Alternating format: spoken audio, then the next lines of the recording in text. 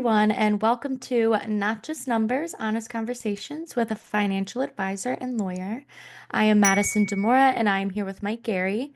Mike is a financial advisor and a CFP practitioner and the founder and the CEO of Yardley Wealth Management.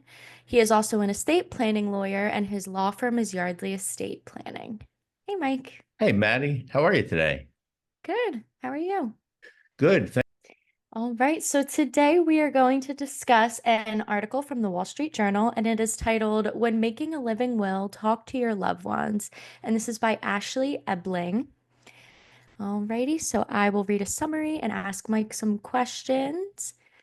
All right. The article highlights the importance of living wills and advance directives in ensuring an end-of-life medical wishes are honored. It recounts Lynne Chesley's case where legal disputes kept her on a feeding tube for over 3 years despite her directive against life-sustaining treatments. The Oklahoma Supreme Court ultimately upheld her wishes, strengthening the enforceability of such documents. Living wills outline medical preferences and appoint healthcare proxy, but require clear communication and accessibility to be effective. Chesley's case underscores the need for thorough planning and discussion with family and healthcare providers to avoid conflicts and ensure directives are followed. All right, Mike, what lessons could be drawn from Lynne Chesley's case about the importance of clear and accessible advance directives? Yeah, this case was a tough one, right? Like she was Yeah. on a cooking tube for 3 years. She had some disease that gave her a shortened life expectancy. She went and drew up this advanced directive, named her sister as her surrogate, and then her sister didn't follow her wishes, according to her children. So yeah, that's a big thing. Um, we always talk about when people come in, they have to choose a lot of fiduciaries, right? Who's going to be the executive of your estate? Who's going to be your financial power of attorney? Who's going to be your healthcare power of attorney? If you have minor children, should there be guardians? If they have trust, should there be trustees? And we always ask to make sure that people talk to their loved ones or like the institution for some trustee matters to make sure that they'll do it. But I guess the other step is like, are you going to do it in a way that I want you to do it? Right. And that can be tricky, like for a guardian, we raising your children in a similar fashion as how you would raise them. That no one's ever going to be exactly the same. It's got to be good enough. But for this, the advanced directive where she clearly didn't want to be, according to her document, didn't want to be on life-sustaining methods indefinitely, and her sister wasn't really ready for that. That's a big deal. So not only do you have to check with your loved ones to make sure that they are interested in carrying out your wishes, that they will actually follow your wishes, that they're okay with that. And I wonder if the sisters had a conversation beforehand, and if they did, did poor Lynne like have any sense that her sister wasn't going to honor her wishes? Like it's just mind-boggling. It's a sad case, and I'm sure even the sister didn't have like an evil intent. It's your sister, right? And you think you're doing what you should be doing. But yeah, it's a hard case. Yeah. That's a tough thing. Yeah. Yeah. So, why is it essential to not only complete advanced directive documents, but also discuss them with family and healthcare proxies? Sure. So you need to make sure, like, first, like the document has to be accessible, right? If nobody can find it, it's as if it doesn't exist, right? So you need to communicate as best you can with your loved ones about what your wishes are, so that they really are aware, right? So like if Lynne had a conversation with her sister where she told her, like, look, this is really what I want, and made it clear to her, um, maybe this all could have been avoided, maybe not, but we don't know. So you need to be able to make sure that you do the document, that you have the conversation with your loved ones and like the clinicians, like the doctors and hospitals need to know what you want, and they need to have the document or a copy of the document there. All right, so they can honor the your surrogate or agent or proxy when he or she makes a decision to withhold life-sustaining treatment. Right. Should there be stricter standards or uniformity across states for advanced directive forms and their enforcement? Well, that is an age-old question in the law, right? So I listen to legal podcasts, and it's always interesting because they'll say, "Oh, well, this trust rule is effective in 11 states, hasn't been come up in 10 other states, and the other 29, it's not effective." It would be nice in a lot of ways if there were specific rules that you could count on in all 50 states, but that's not the case, and it's not ever going to be the case, right? That we have people can be free to live in whatever state they want and be subject to whatever the rules are in place. So yes, from a practitioner's standpoint and for the public standpoint, it would be great to know clearly what the rules are. But what I'd say, and like if you move somewhere, make sure your legal documents carry the same weight there. Maybe you need to get a new set. In most cases, you probably don't, but there could be a reason for it. I mean, yeah, it's not going to happen. It would be nice in a lot of ways if you could count on some things, but there's always states that are like cutting kind of the cutting edge on things, and other states that just maybe follow behind slowly. Okay. All right. What are some potential barriers preventing people from discussing their end of life preferences with loved ones or clinical team? Sure, like an emergency, right? Like if you're unconscious when you come in, it's really hard to just tell the clinicians like what you'd want, or if you you have had a heart attack, like you can't sit down calmly and discuss like the pros and cons of different things. And like sometimes families don't talk, people don't update their documents probably as frequently as they should. You could have the person holding your power, you could be estranged from them. You could have forgotten that you've given them that power. And then the whole idea of, we're all busy. We have houses and people have safe deposit boxes. And so like knowing where things are and making sure that someone else, like your loved one, would know things are. I thought about that today. Like my sister has a lot of rules, roles and duties, and told her stuff is in the home office, and it is, and it's not locked, so she should be able to find it. We had that conversation years ago. She might not remember that, right? And so, if she's listening to this, Jen, they're in the same spot in the home office. But yeah, it can be hard, and it's not always top of mind, right? It becomes top of mind when somebody dies or you have a health issue. But if you're just rolling along through life and you get hit by a car, it could pose a problem. Yeah, absolutely.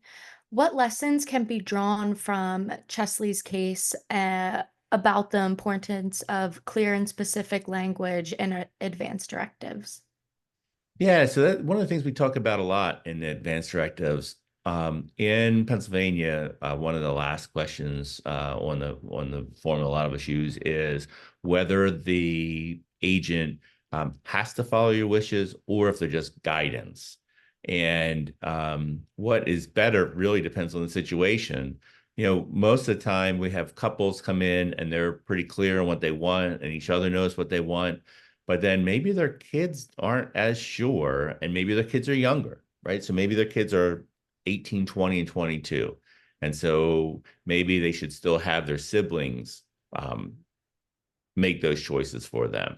At some point, people generally have one or more of their children make those decisions, but that's hard. To answer your question a little bit better, I think that the language, like if you have any conflicting language in your documents, you should be clear about what that means to your loved ones.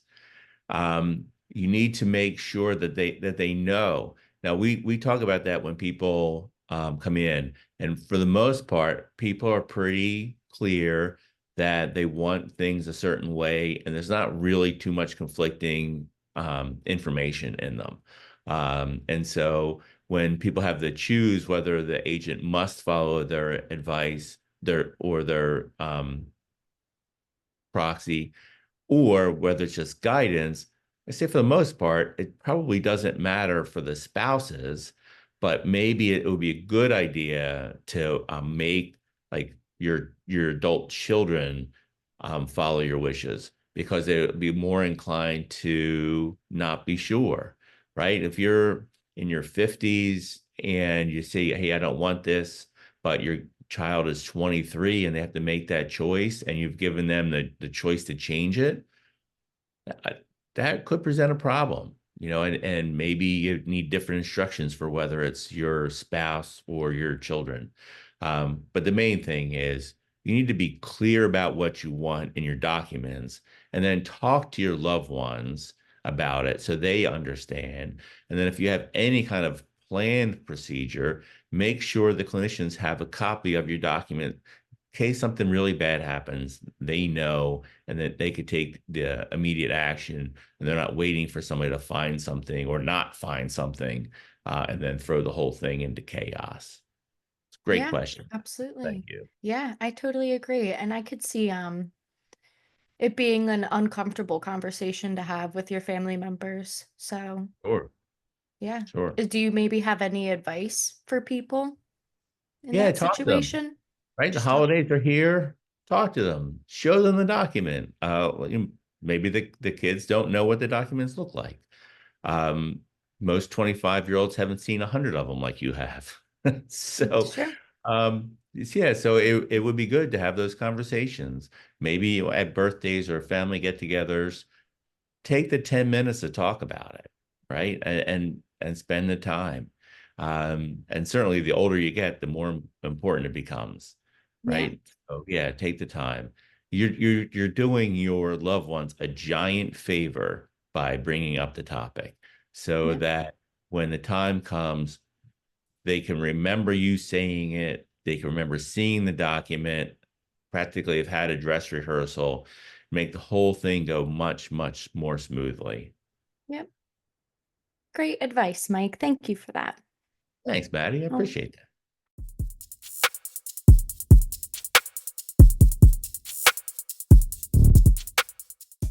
today, we're excited to welcome Paula Zimmerman, founder of ProSonder Solutions, an HR consulting firm dedicated to helping business leaders take HR off their plate by providing practical HR solutions tailored to meet the demands of their growing business.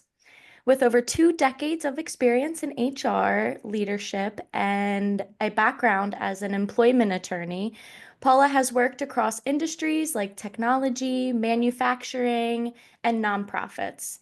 She specializes in fractional HR leadership, operations, compliance, and employee relations. Paula believes that strong HR practices are competitive advantage and that creating better workplaces leads to a better world. Let's dive into her journey and the impactful work she's doing to help businesses thrive in today's evolving workplace. Hi, Paula. Hi, Hey, Madison. Paula. Hi, Mike. Thank you so much for having me. I'm excited to talk with you today. Yeah, thanks for being on the show. Really appreciate it. Really looking forward to it. Thank you. All right, Paula. So, question number one, can you share a little bit about your professional story and what inspired you to launch your business? Sure. So, I'll go back to the beginning because it's relevant, but I'll make it Perfect. really quick. So, I started my career as an employment lawyer, as you mentioned. And long story short, after 8.5 years, I realized I loved my clients and the subject matter, and the lawyers in the law firm life, maybe not so much. A little happy to leave that behind. So, I refer to myself as a recovering lawyer. And had the opportunity to move into HR. So specifically HR operations, total rewards, compliance and employee relations, and really fell in love. I did that for about 10 years and then fell upon the life-changing question from someone that I know. They said, "Hey, I have a problem, and I think someone with your unique skill set is just the person I need. Can you help me?" So it gave me the opportunity to take on kind of a side gig. Fortunately, I was in a full-time role where I was allowed to do that. I always caveat it with my employment lawyer background. Not everybody has that opportunity. That's So right. to do it, make sure you're allowed. I was able to. So I did what any good lawyer would do and went and started an LLC and got some liability insurance. And took on the side gig and really loved it. Loved the opportunity to kind of kind of dig in and get to know a different industry than I was currently in. Kind of took me back to my law firm days when I had a portfolio of clients. And then one side gig led to another side gig, led to another side gig. And after about 12 months, I started thinking it was a time to take the leap. And then I had one of those days at the office and was like, yes, it is time to take the leap. So that was about 2018, and I've been out on my own doing this full time ever since. Fantastic. Fantastic. And so with the side gigs, like, you must have done good work for people to notice that and then ask for you or people refer you, right? Like, because nobody knows that you exist at first, right? Like, it's hard to get the Yeah. word out. Exactly. It was definitely word of mouth. I mean, I think from day one, I feel like throughout my 20-year career, like you're only as good as your last Hmm. deliverable, whether you're a lawyer. The HR role that I had, I was servicing 48 different regional offices, all kind of very different. So again, it was almost like a portfolio. So I've always operated with that, kind of you're only as good as your last deliverable. Yeah, And yeah, when you're doing this kind of work, when you're out on your own, it's you got to have a great deliverable, and then it's really you're relying a lot on word of mouth and right, your reputation, no matter how good your marketing is. right, right. So, how did you come up with the name ProSonder Solutions? Yeah, so kind of back to my story, my quickly filed LLC, I was PJ Zimmerman Advisors, and it never really kind of sat well with me. It was just kind of Hmm. blah and bland. But I used it for a year and a half, and then was thinking, okay, now I know I really want to do this. I'm growing up. What do I want my name to be? So in 2018, I fell upon this word Sonder, which has interestingly been getting a little bit of a boost in the last couple of weeks with a post by Adam Grant that it's his new favorite word or favorite word of the year or something.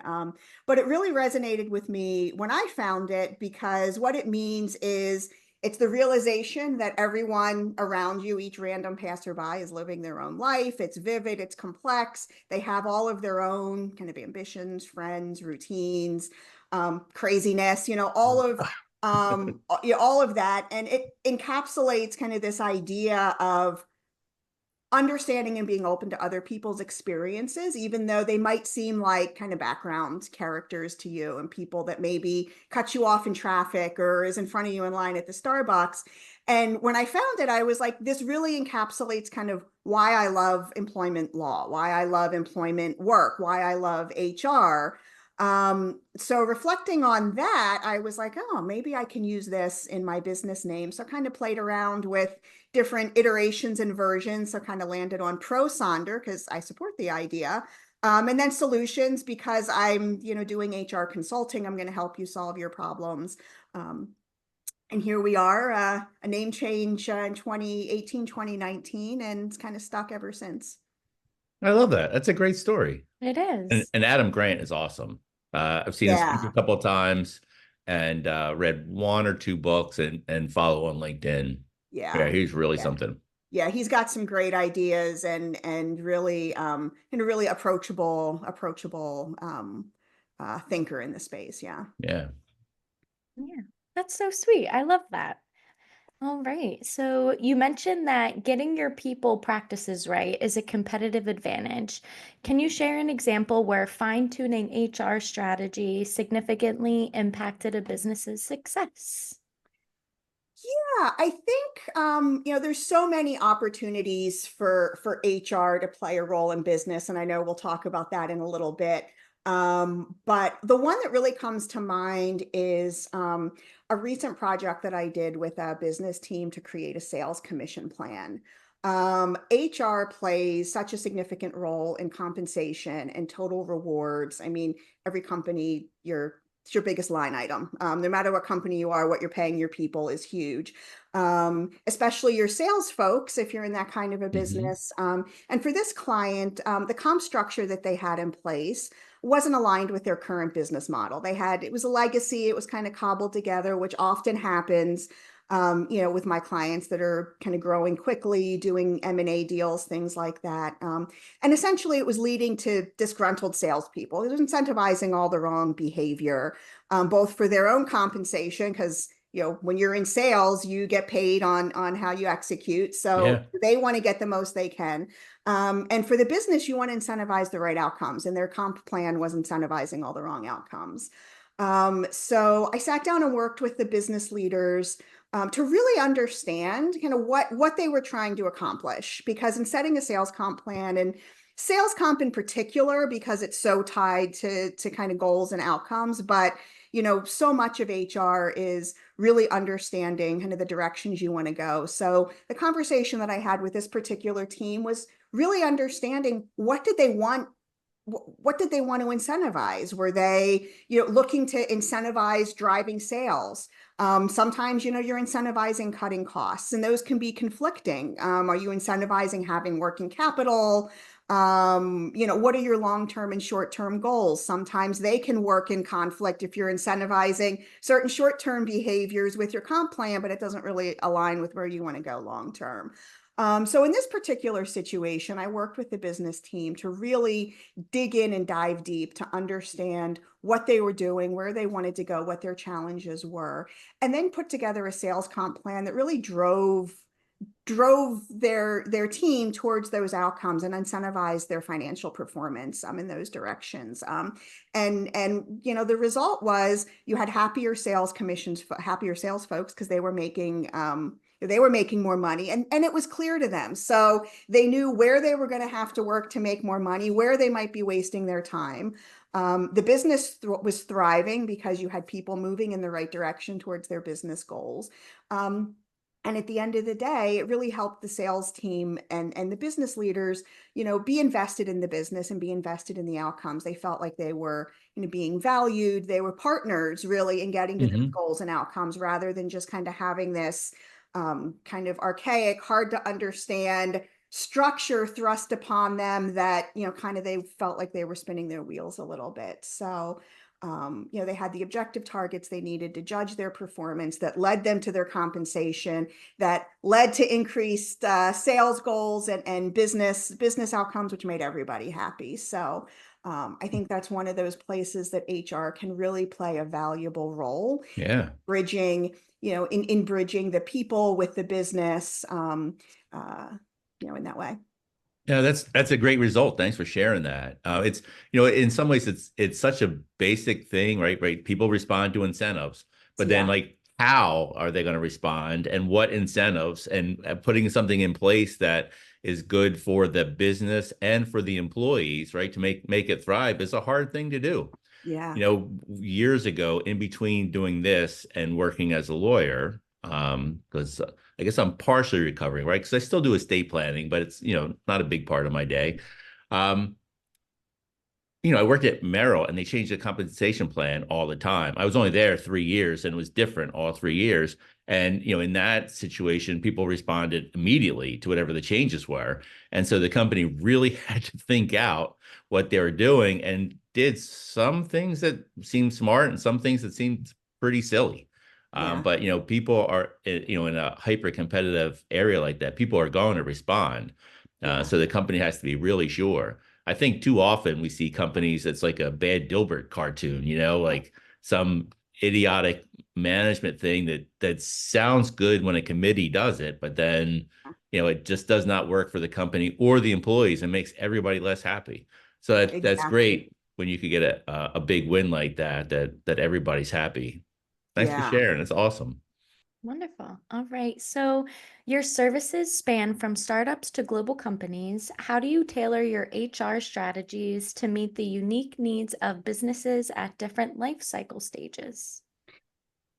Yeah, I think this picks up on a theme that we were just talking about because for me, it's most important to get to know the business, its goals, what the culture is, and the people that are there. Because, I mean, businesses are made up of people and they're just as unique as people. So I don't believe that there's any cookie cutter solutions.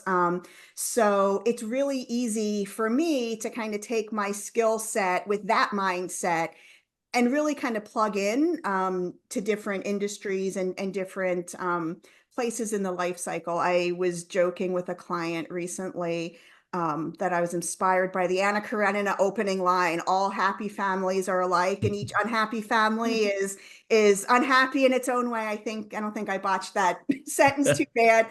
But I was saying, the same is true for businesses. Like there are great guiding principles and consistent themes of what you see in successful businesses like innovation, empowerment, strong leadership, all those kinds of things that, you'll see Adam Grant talk about and you hear like in the, in the industry in their journals. But, when a company's not working and somehow I've built myself a bit of a specialty at kind of fixing the broken organizations. I think it comes from kind of my legal background and I don't spook very easily and I'm really good with conflict and kind of difficulty. So I end up with businesses that, they call me because they're having a challenge because it's not Right. working. So,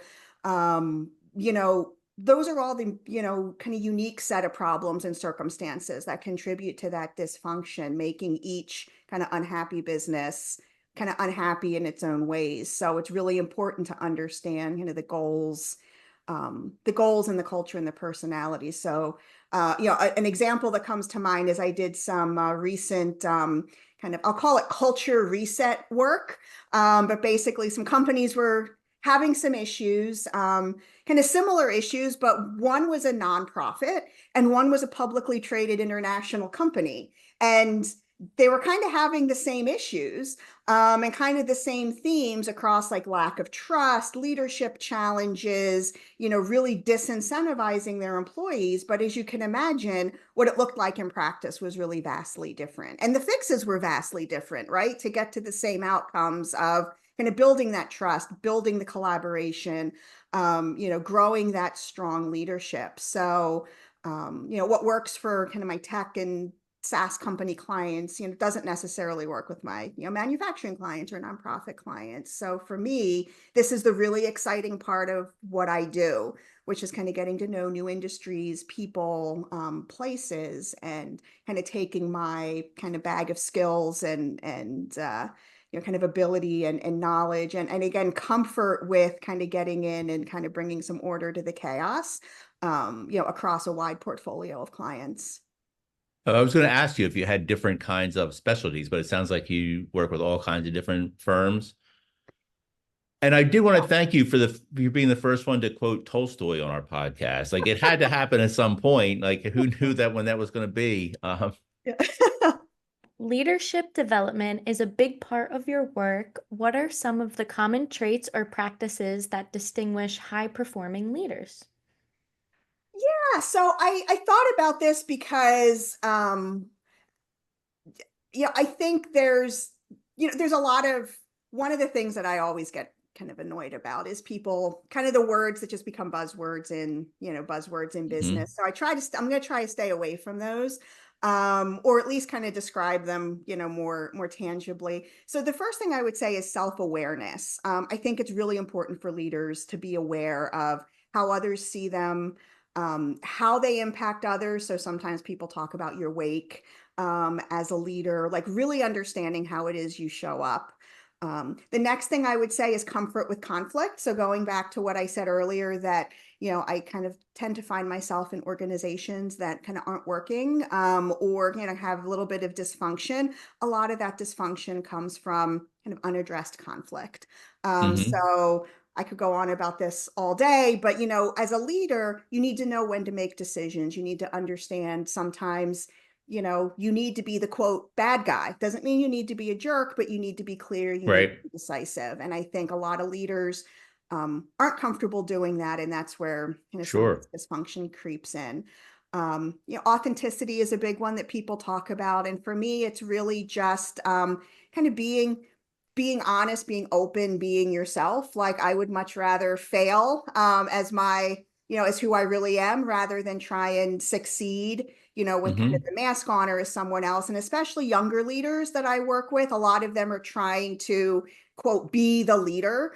And kind of trying on different ways to do that, and that causes them some challenges.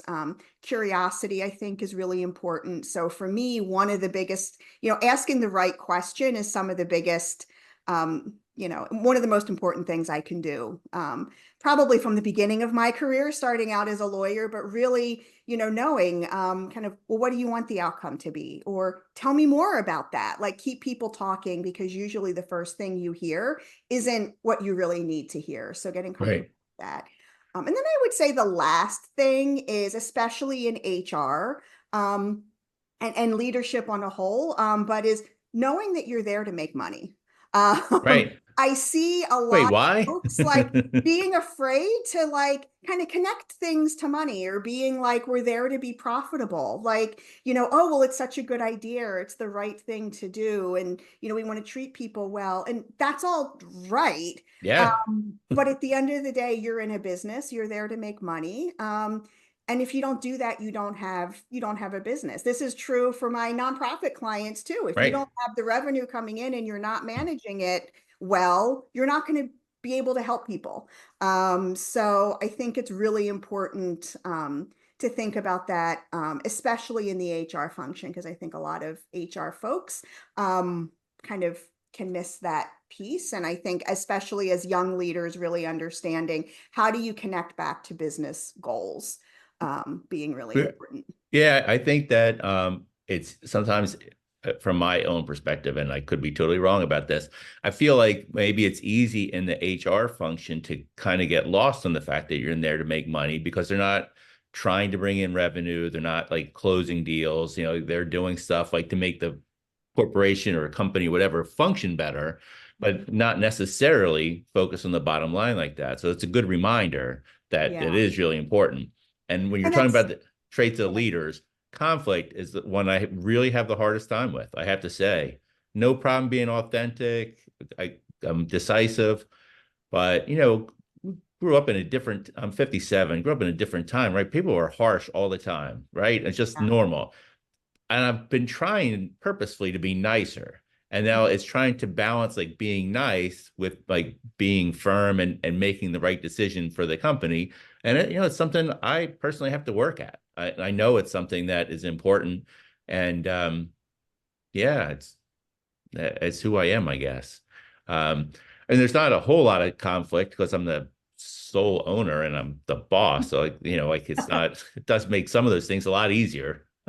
Yeah. But yeah, we want everybody to be, reasonably happy in their jobs, have a good work-life balance, do good things, and be profitable for all of us. And it's trying to figure out the balance of all that stuff. And Yeah. it's fun, it's exciting. I like it. Yeah.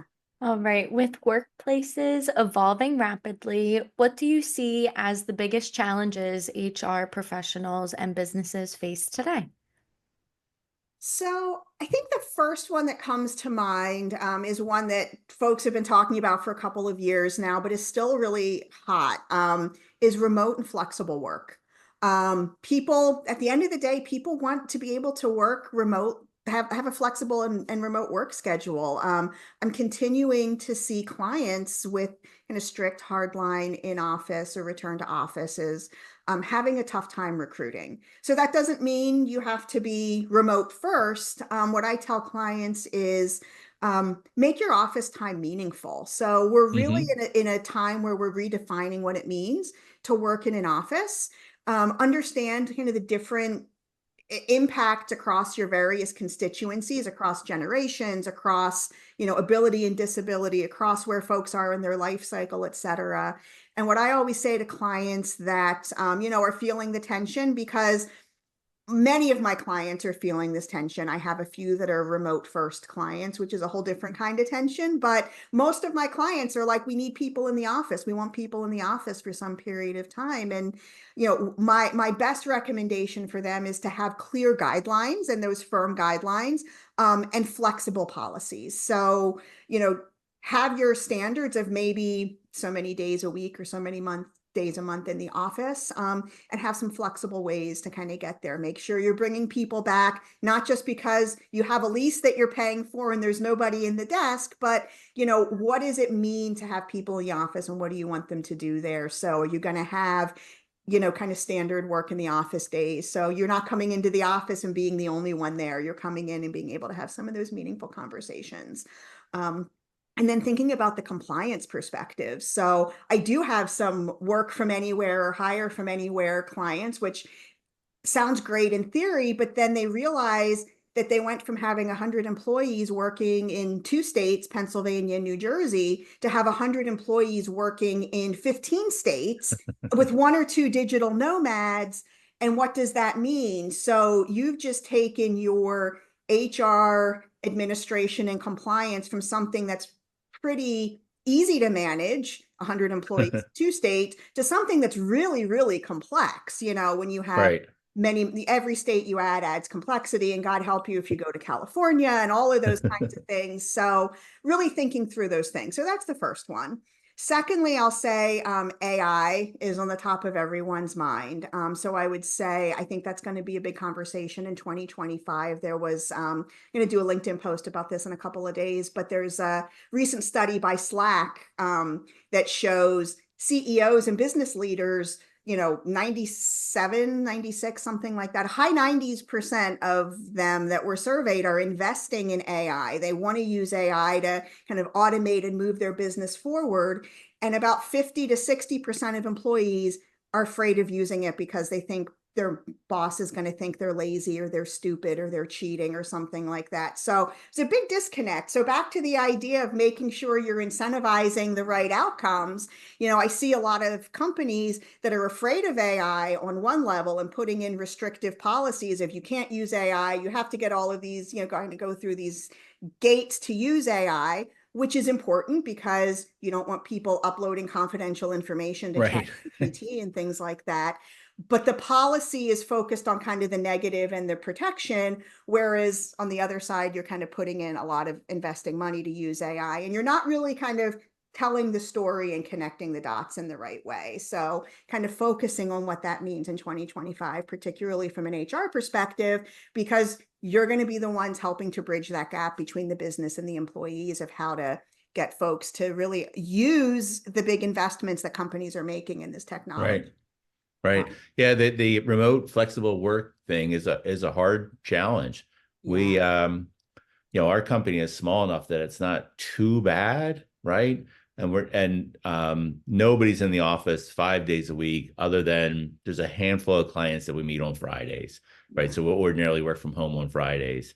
But then beside that, it's when clients are coming in or when we need to meet. Mm-hmm.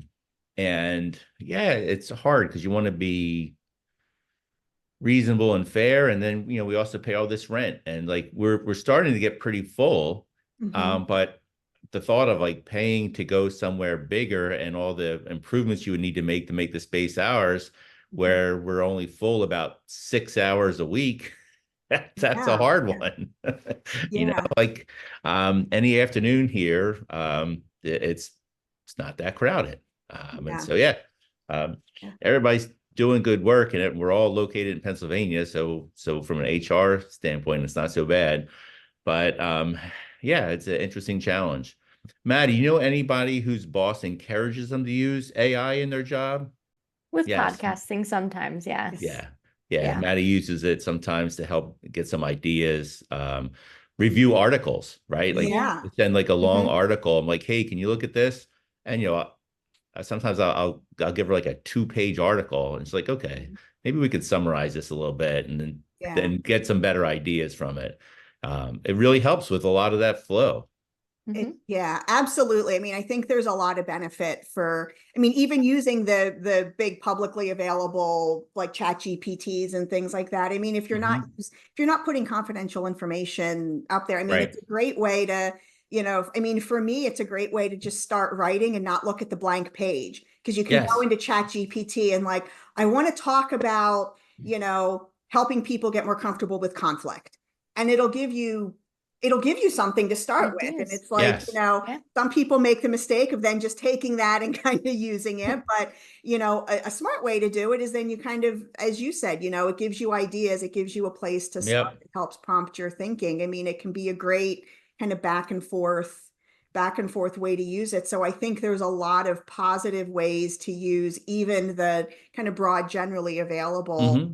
AIs to kind of summarize articles, analyze data, things like that without risking, Right. confidential Right. information. And then All I guess I right. think one more thing I want to flag about 2025 is there's a lot of the articles and kind of writing and you know uh, there's a lot of conversation about just the uncertainty that's coming potentially in 2025. So not to get super political, but I mean, there is an expectation with the new administration that, we're likely going to see policy changes that impact the workplace.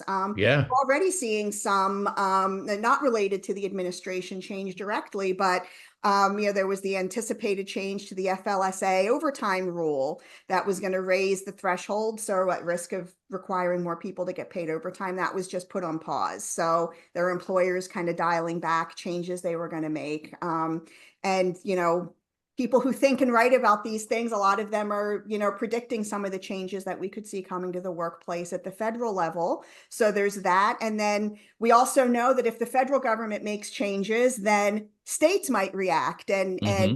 kind of make their own changes, or localities. I mean, we see cities like Philadelphia, New York, San Francisco kind of have some of their own standards for people that are within their jurisdiction, or Right. industries. Sometimes you just start to see companies, especially if they're big companies like Google, Amazon, start to make changes that others in the industry will then follow.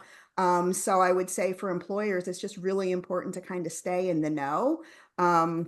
Understand what's happening, and get some good advice for what it may mean for your workforce planning, and potentially be ready to respond in real time, because there could be some changes coming in 2025. And even if So, they don't really happen, there's the anxiety that people right. have around the Right. conversation that changes could happen in 2025 that really impact the workforce as well. Right. Right. One of the things we've been talking about for a lot of clients in the financial end is um, wait till something's potentially going to be law. Like a lot of stuff gets floated by the president-elect. Mhm. And so like don't get hung up on what you think might happen, because it may or may not. And like Yeah. you're going to give yourself a lot of anxiety that maybe can be avoided. Like Yeah. wait till they're voting on stuff, and then plan accordingly, and be aware of what's going on. And I would encourage listeners. We'll have the links to your socials on this, and follow Paula on LinkedIn, so keep abreast of what's going on. Yeah. And that's great advice, Mike, to kind of wait for things to get really closer to implementation. Right. I think a lot of times in HR, when I talk to clients, they can get a little bit of whiplash because they'll have, Yeah. their CEO or others on their executive team saying, "Hey, I heard about this. Is this going to happen? What do you know? Like, we need a plan for this." And really kind of understanding how to kind of calm that down a little bit to say, "Yep, Yeah. we know, we see it, we're going to plan for it, here's kind of our plan to plan." But as you said, Mike, not putting too much, not putting too much effort, Yeah. wasting too much energy before you have to. Sure. Like so, with the tax and estate planning, a lot of the financial rules change all the time, right? Like somebody asked if RMD rules ever change. I'm like, yeah, they've changed constantly for the last 25 years. They haven't not changed. There was a conversation we had this morning. So yeah, you have to know what's coming about and like plan to plan. Like in some areas, there's so much more stuff that's talked about than actually does change, and so it makes it hard. And I do think it makes people a little bit nervous or anxious. And, there's not a whole lot you can do about that. What do you believe is the most misunderstood aspect of HR leadership, and how do you aim to reshape that perception? Yeah. So I think we touched on it a little bit already. And, I think I would kind of give it the headline of really refocusing HR as being business leaders. I could stand on this soapbox all day, so I'll try and keep this short and direct. But, I think HR as a function can have a bit of an identity crisis at times, and really need to kind of lean into their role as business leaders. I'll hear a lot of, kind of people lamenting, especially on, social media, that, oh, HR isn't your friend, or, HR is kind of the unsung hero of the business world. And I think that, HR isn't supposed to be your friend. HR is there to kind of manage, how people are treated in a business, make sure that people are kind of being kind of treated fairly, developed, et cetera. But at the end of the day, as we said earlier, you're there as a business leader. You're there to make money. You're there to move the business forward. So, one of the ways I coach some HR leaders is, we all know, something like a wellness program is a nice idea and it's the right thing to do. But, nobody can afford everything they want. Just because it's a nice Right. idea or the right thing to do, why is it this nice idea? Why is this the right thing to do that you're going to invest your money in? So sure, the idea of hosting a wellness event is nice, but when you take it to the CFO and she's like, why? Like, I'm not, like, convince me this isn't really compelling.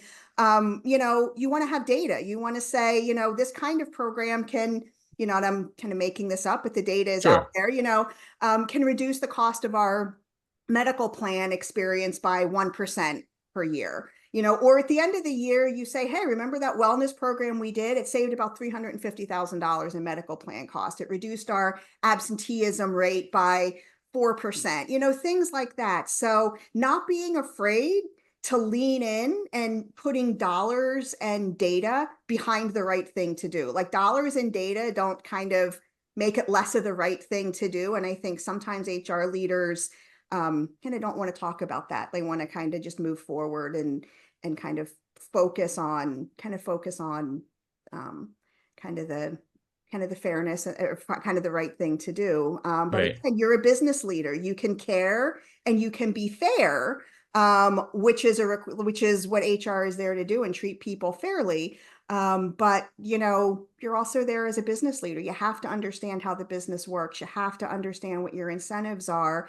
And I guarantee you, if you are an HR leader that can talk about how you're going to help make the company money, and you're going to talk about, the metrics and the return on your investment, you're going to have a seat at the table. You're going to be in Right. those conversations. People are going to want to hear about, how what you're proposing is going to reduce turnover, Right. reduce,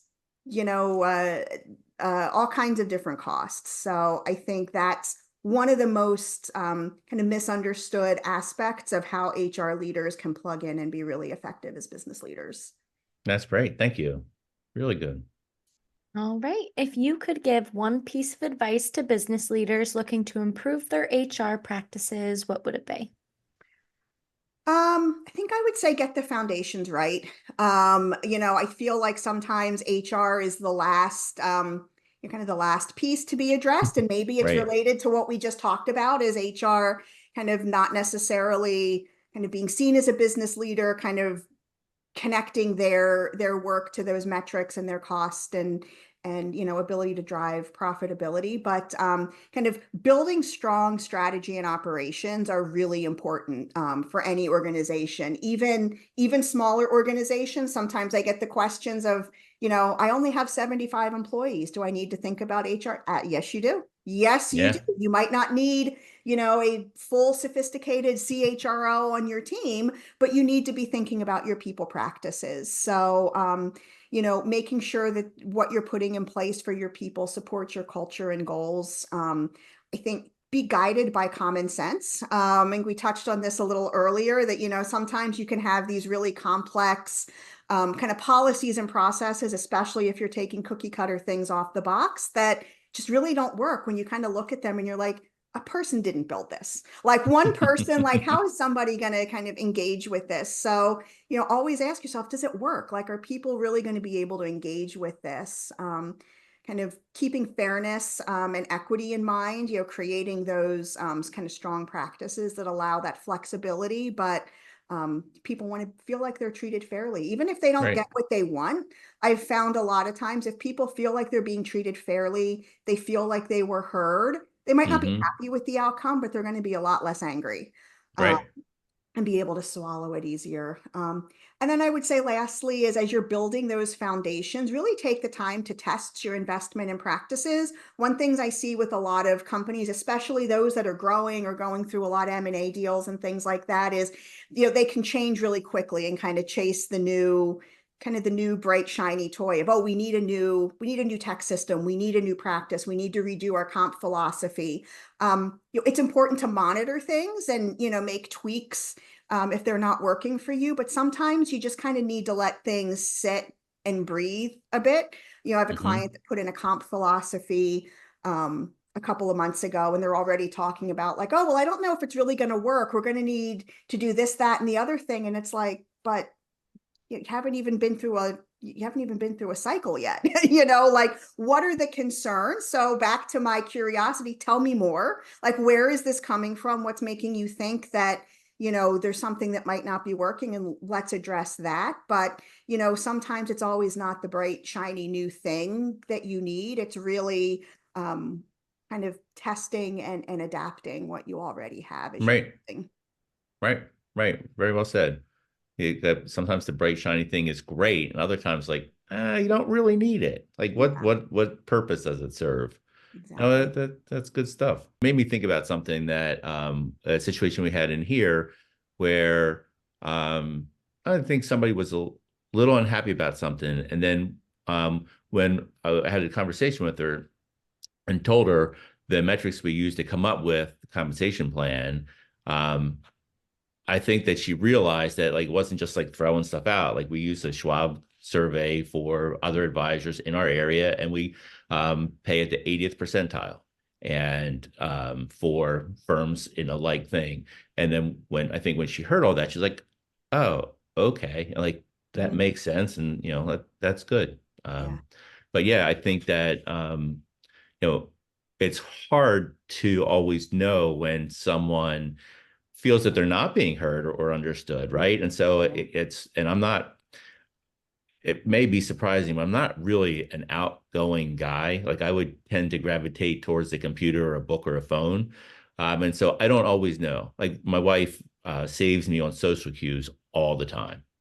Um, and so yeah, but it's a really good point, and like I love that, Paul. So much stuff that you've talked about, like seeing is very relatable to me. Even with a very small business and 7 employees, like Mhm. yeah, there's a lot of stuff going on, and yeah, this is good. With the firms that you work with, like you said, there've been all kinds of different. Like, how many employees do they typically have? I mean, there's probably like the global enterprises might be giant, but like, what's on the small side? Like for like any local Yeah. like Bucks County or Mercer County business. Yeah, I mean, it really depends on what the engagement is. So I have kind of been like kind of have like an on-call advisory with firms that are as small as like 15, 20 people. Hmm. Because as you well know, I mean, Yeah. if you have one employee, you have the risk that you need to have challenging performance conversations. You might need to Right. have termination conversations, all of those kinds of things. So um, typically if I'm doing more of like the fractional CHRO engagement, I'm probably more like, 20 to, a few hundred, Hmm. because, that's more of the kind of go in and get your hands dirty, help build things, Sure. kind of build performance review processes, build feedback processes, help them set up their kind of compensation plans, benefit plans, things like that. For companies above, like kind of the bigger companies, like when I'm into the thousands, it's often kind of filling in, kind of interim roles, like they're between Sure. HROs or, maybe their VP of employee relations is out on, parental leave and they need someone to kind of fill in. Sure. They have particular particular needs about building something or kind of additional support. So it really runs the gamut. I think I would say my sweet spot is really kind of that 50 to 1,000 person company where they need that kind of the fractional support or the interim support to keep their day-to-day businesses running, or to kind of come in and give them like give them a boost or a tune-up, or Sure. help them when things get when things get a little more challenging.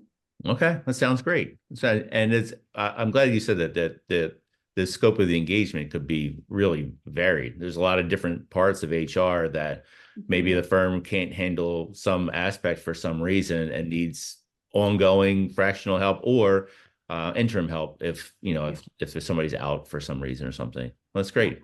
Great. Thanks for explaining that. Yeah.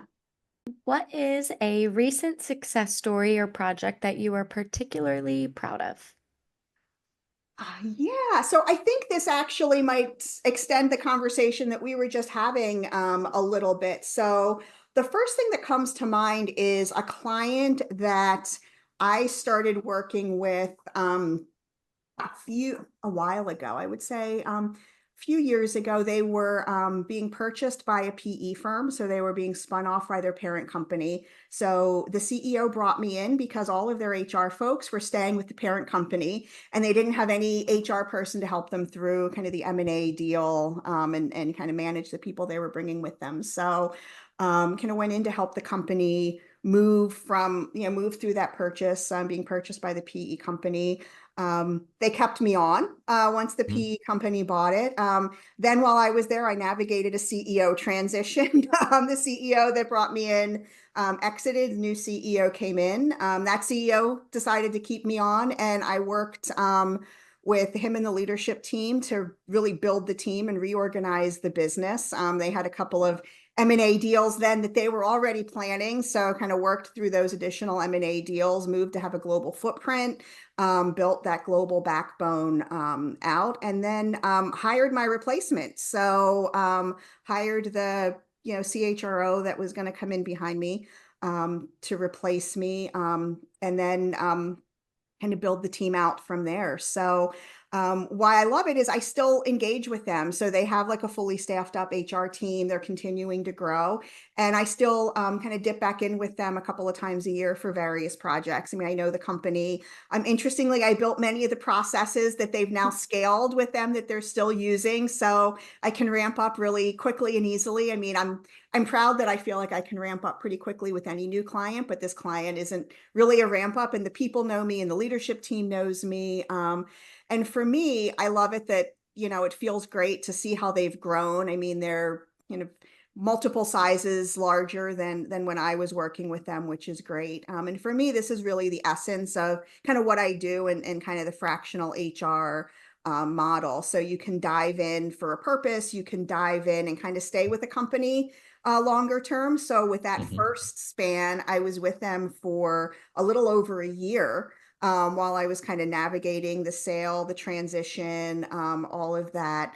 Then I kind of got out and then kind of dove back in for particular projects. So either to just help them with capacity when they were, understaffed, or help them, with a particular, strategic need. So I'm really proud of that. I love that relationship with them. And like I said, it's really kind of the essence of when I think of, people often say, well, what does a fractional CHRO do? Like it's now one of those kind of trending things that people talk about that, as I said earlier, I kind of hate the buzzwords, but for me, that's what it really is. I mean, it kind of takes, for me, it differentiates an HR consultant, which I don't know if it's because I got to start as, a lawyer, and lawyers always tend to be skeptical of consultants, I've found. But when I think of a consultant, I think of somebody that comes in and kind of tells you how to do it and say, oh, well, Mike, for your 7 employees, you should have a compensation plan and you should use the Schwab and, pay at the 80th percentile. Good luck with that. Like, I mean, that's a little shorthanded, Right. but like that's more of the consultative style. I mean, for me, when you say fractional CHRO, it's I'm going to come in and get my hands dirty with you. I'm going to get to know your company. I'm going to do it. I've Right. implemented HRIS systems. I've done compensation plans. Like I will come in and function as a member of your leadership team. So for this client, I sat on the leadership team. I went to their kind of leadership retreats. For all intents and purposes to them, I was their CHRO. So there's that level. And then there's the, as I mentioned earlier, kind of the more kind of outside counsel type, which is, I'm on, you have me on retainer for a couple hours a month. Just don't worry, pick up the phone, give me a call, send me the email. Yep. Thing. Okay. Great. If listeners can take away just one thing from this conversation, what would you want it to be? I think is, build strong foundations for your HR. Having custom built HR processes and foundations for your business is essential. HR can be a really strong partner in building your business. Your people are what make or break your business. I know it seems Hmm. cliche and we hear it all the time, but it really It's is. true. You need to have the right talent at the right time in the right roles, or your business is not going to thrive. So that is the most important thing for any business, no matter your size. And I think it's never easier than now to kind of get that support, regardless of the size of your business. Between finding folks on LinkedIn and other services, and again being able to kind of buy what you need when you need it, with a fractional model, a consulting model, all of those kinds of things. It's out there. There's great software platforms, PEO providers that can help you, manage the entire employee life cycle from beginning to end. Figuring out what you need and getting that right is really important. And the clients that I see that have some of the biggest challenges are the ones that let their people practices lag.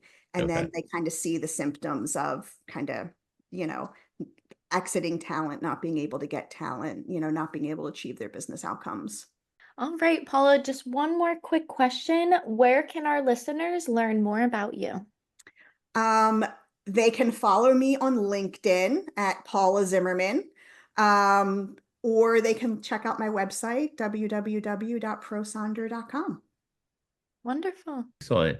Oh, this was great. Thank you This so was much. really good. This is Yeah, really thank you for good. Yeah. having me. I really enjoyed Yeah. our conversation. This was fantastic. So for more information on Yardley Wealth Management or Yardley Estate Planning, you could visit our websites at yardleywealth.net and yardleyestate.net. You can also follow us on socials at Yardley Wealth Management. Don't forget to smash the like button if you enjoyed this episode. This podcast has been produced by Madison and Mike Gary with technical and artistic help from Poe Productions.